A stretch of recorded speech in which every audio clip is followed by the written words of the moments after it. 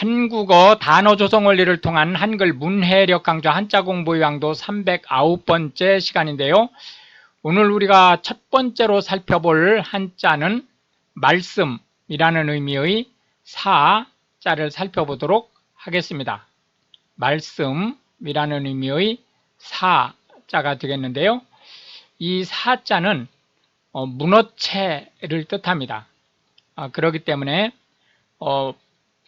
말 자체에는 틀림이 없지만 단순히 대화할 때의 말이라는 의미보다는 그 대화를 말로 옮겨놓은 것 또는 대화의 기초가 되는 말본 이런 것들을 얘기한다 이렇게 보시면 되겠습니다. 해서 말씀이라는 의미의 이 사자를 살펴보도록 하겠습니다. 하나, 둘, 셋, 넷, 다섯, 여섯, 일곱, 여덟, 아홉, 열, 열하나, 열둘, 열셋 해서 총 13획에 해당하는 한자가 되겠습니다. 가사라고 하면 노랫말이란 뜻이죠. 음악이 경음악이 있고 또 가요 형태가 있죠. 그 가요 형태에서 음율에 맞춘 노래말을 얘기합니다. 대사라고 하는 것은 연극, 영화 또는 뭐 드라마 이런 거에서 배우들이 하는 말을 얘기하고요. 품사라고 하는 것은 어떤 말, 단어가 가지고 있는 형태 또는 그 역할 이런 것들을 나타내는 것을 얘기하고요. 이제 품사 중에 가장 대표적인 것이 이제 네 가지가 있죠. 명사라고 하는 것은 특정 그 대상 또는 물체를 다른 것과 구분하기 위한 명칭을 얘기하고요. 동사라고 하는 것은 용언, 즉 이 명사가 어떤 일을 하느냐를 보여주는 건데요. 영어에서는 오로지 동사만이 서술어가 될 수 있죠. 형용사라고 하는 것은 명사를 꾸며주는 단어를 얘기합니다. 한글에서는 형용사도 서술어가 될 수 있죠. 부사라고 하는 것은 명사, 동사, 형용사를 제외한 나머지 모든 것을 부사라고 하는데요. 부사는 기본적으로 동사 및 형용사 그리고 자기 자신을 수식할 수 있습니다. 그런데 이제 부사가 워낙 범위가 넓다 보니까 이제 특이한 역할들을 나눠서 예를 들어서 전치사라든지 이제 여기 조금 있다가 나올 조사라든지 뭐 접속사라든지 이런 것들이 이제 부사 안에서 세분화돼서 쓰일 수가 있죠. 한글에서는 한국어에서는 이 조사가 대단히 중요한 역할을 하는데요. 영어에서 그 문장에 일반 문장을 얘기하는 겁니다. 변형된 문장 말고 그 문장에 맨 처음 출현한 명사가 주어가 되고 그 주어 다음에 따라오는 동사가 서술어가 되고 서술어 뒤에 따라오는 명사가 보어 또는 목적어가 되는 이런 형태의 위치에 따라서 품사 또는 역할이 결정되는 데 반해서 한글은 이 조사에 의해서 역할이 결정이 되죠. 예를 들어서 는 하면 주 문장의 주어가 되는 거고요. 가 하면 그 문장에서 처음 출현한 명사 또는 종속절에서의 주어가 되는 거죠. 을이 붙으면 목적어가 된다. 이런 형태로 이 조사는, 이 조사 자체가 단어입니다. 그러니까 예를 들어서 선생님은 할 때 선생님도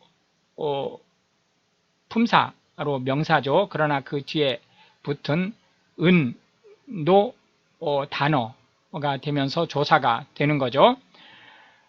부정사라고 하는 것은 그 역할이 불특정한 또는 시제라든지 기타 그 문법에서 보다 자유로운 형태의 문장 성분을 얘기하는데요. 영어에서 그 부정사는 앞에 to가 붙습니다. to 플러스 동사 원형 구조로 붙게 되는데요. 이때의 to는 전치사가 아니죠. 왜냐하면 전치사는 명사 앞에만 붙기 때문에 verb 앞에 붙은 to는 특수용법 미지 전치사가 아니라는 거. 이 사자라는 특성이 일단은 말이라는 측면에서 그 상대어로는 액션을 칭하는 행자로 살펴볼 수 있겠고요. 또 사가 역시 구두로 하는 말이라는 측면에서 문장이라는 측면으로 상대어를 잡아볼 수 있겠고, 또한 이 말이긴 하지만 문어체라는 측면에서 이제 구어라는 어자를 상대의 개념으로 살펴볼 수 있을 것 같습니다. 두 번째로 살펴볼 한자는 버금이라는 의미의 아자가 되겠습니다. 버금이라는 의미는 현대 한국어에서는 잘 쓰지를 않는 말이기 때문에 약간 이해하기가 좀 어려울 수도 있는데요. 그 다음, 두 번째라는 의미를 가지고 있습니다. 해서 두 번째 또는 차석, 그 다음번이라는 의미의 아자를 살펴보겠습니다. 하나, 둘, 셋, 넷, 다섯, 여섯, 일곱, 여덟 해서 총 8획에 해당하는 한자가 되겠습니다. 아류 하면 이인자라는 뜻을 가지고 있는데요. 현대 한국어에서는 아류를 이인자라기보다는 본체를 복사해서 또는 모방해서 만드는 작품 또는 그러한 작품에 대한 평을 얘기할 수 있겠습니다. 아종이라고 하는 것은 우리가 이제 그 생물 분류 체계를 종, 속, 과, 목, 강문, 계 이런 식으로 이제 나누죠. 할 때 종으로 구분한 것 안에서 또 세분화된 종을 아종이라고 합니다. 당연히 아종뿐만이 아니고 종과 목 사이에 아목이 있을 수 있고요. 목과 강 사이에 아강이 있을 수 있는 거죠. 아마라고 하는 것은 삼의 일종인데 이제 삼이 한 2m 이상 이렇게 대마가 2m 이상 이렇게 크고 억센 데 반해서 아마는 한 1m 정도로 상대적으로 좀 작고 부드럽죠. 그러한 이제 삼의 종류를 아마라고 얘기를 하고요. 아마포라고 하는 것은 아마로 만든 직물을 얘기합니다. 아마 섬유라는 의미로 쓸 수도 있습니다. 가끔. 그러나 원래 아마포는 이제 직물을 얘기하는 거죠. 그래서 통상 우리가 린넨이라고 하는 것을 얘기하는 거고요. 아연이라고 하면 비슷한 거다라는 의미로 아연이라는 이름이 붙은 건데요. 통상 우리가 그 양은 냄비라고 할 때 양은 의 주 재료로 쓰이는 게 바로 이 아연이다. 니켈과 아연이 주 재료로 쓰이죠. 아열대라고 하는 것은 열대보다는 조금 덜 더운 지역을 얘기하고요. 지구상에서 위도로 볼 때는 한 20 내지 30도 정도 되는 거고, 주로 이제 우림 지역이 아니고 이제 키가 작은 초목 지역에서 우리가 통상 얘기하는 그 동물의 왕국은 바로 이 아열대 지역에 집중되어 있다라고 보시면 되겠습니다. 차염소산이라고 하는 것은 실제 이제 우리가 차염소산 소디움을 나트륨이라고 발음하죠. 일본식으로. 차염소산 소듐은 아주 강력한 표백 및 소독제이기 때문에 이게 소금으로 만드는 거죠. 우리 그 가정에서 뭐 유한 양행에서 만드는 그 락스라는 제품이 있죠. 이게 이제 대표적인 차염소산 소듐이라고 보시면 되겠죠. 아세아라고 쓰고 아시아라고 읽습니다. 그 아시아라고 하는 것은 지구에서 가장 큰 대륙을 얘기하고요.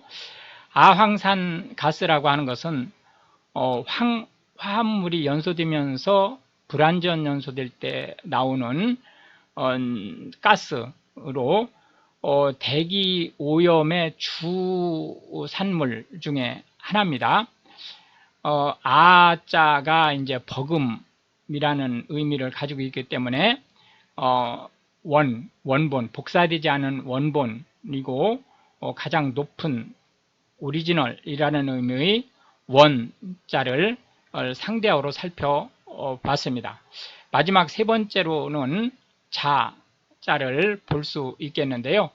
모양이라는 의미의 자자가 되겠습니다. 그러니까 모양이라고 하니까 결국은 겉으로 드러난 상태를 얘기하는 게 되겠죠. 해서 자자는 겉으로 드러난 모양이라는 의미를 가지고 있다, 이렇게 보시면 되겠습니다. 하나, 둘, 셋, 넷, 다섯, 여섯, 일곱, 여덟, 아홉 해서 9획에 해당하는 한자가 되겠습니다. 자태하면 아름다운 모습이라는 말인데요. 여성한테 쓰는 말입니다. 자세라고 하는 것은 첫째로는 몸가짐, 원래는 자세가 몸가짐을 얘기하는 거죠. 뭐 어떤 행동을 하거나 또는 정지해 있을 때 그 신체가 어떤 모양새로 있느냐라는 뜻을 얘기하는데, 현대 한국어에서 자세는 마음가짐도 자세로 구분을 합니다. 예를 들어서 태도라는 말 자체가 몸가짐과 마음가짐을 모두 포함을 한다. 어떤 일에 임하는 마음을 자세라는 말에 포함시킵니다. 고자세라고 하는 것은 아주 위압적인 태도를 얘기하는 거고요. 저자세라고 하는 것은 상대방에게 비굴한 태도를 보이는 것을 얘기합니다. 웅자라고 하는 것은 요 자태가 이제 여성한테 주로 쓰는 데 반해서 요 웅자는 아주 그 씩씩하고 늠름한 모양이라는 의미로 남자한테 주로 쓰는 말로 이렇게 보시면 되겠습니다. 이 자자라고 하는 겉으로 드러난 모양은 결국은 속에 있는 마음이 드러난다는 측면에서 상대어로 마음심자를 살펴봤습니다. 이렇게 해서 이제 오늘도 우리는 3개의 한자와 각 한자에 대해서 9개씩의 현대 한국어에서 자주 쓰이는 단어 및 상대어를 살펴보았는데요. 이것이 한글 문해력 향상에 도움이 되고 특히 외국인으로서 한국어를 배우시는 분들한테 한자가 한글 단어에 어떤 역할을 하는지와 어떻게 확장되는지에 대한 보다 폭넓은 이해를 전달할 수 있게 되기를 바라겠습니다. 시청해 주셔서 감사하고 우크라이나 알려 기도해 주시면 더욱 감사하겠습니다.